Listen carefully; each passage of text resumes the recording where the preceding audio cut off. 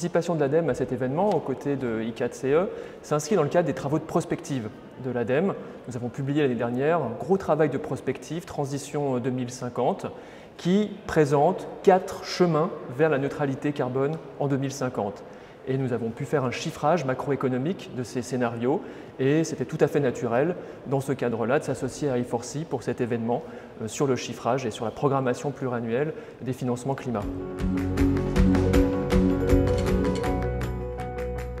Alors ces scénarios, ce qu'ils disent fondamentalement, c'est qu'il n'y a pas de solution unique pour atteindre la neutralité carbone.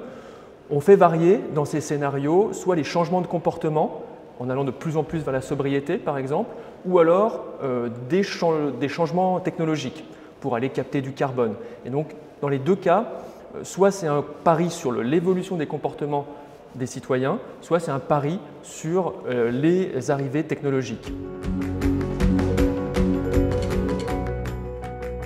Oui, alors ils ont comme point commun principal de tous converger vers la neutralité carbone en 2050, mais ils ne prennent pas le même chemin.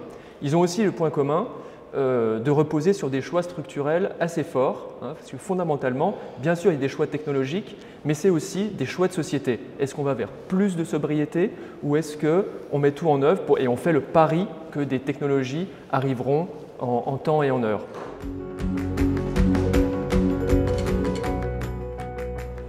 Je dirais que pour atteindre la neutralité carbone, et ça a été bien dit ce soir, cela suppose des choix structurels assez forts. Et c'est pour ça aussi qu'on a engagé la planification écologique dans le pays, dans le quinquennat.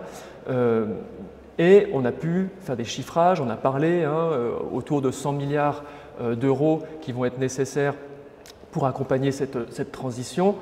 C'est un chiffrage qui vaut ce qu'il vaut, mais la bonne nouvelle, c'est que ce ne sont pas des investissements additionnels. Fondamentalement, il s'agit de rediriger les investissements bruns vers les investissements verts.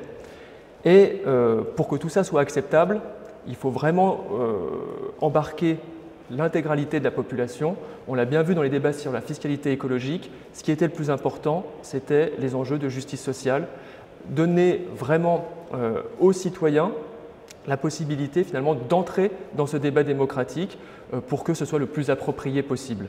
Et je crois que derrière tout ça, il y a une formidable opportunité aussi pour améliorer le bien-être des citoyens.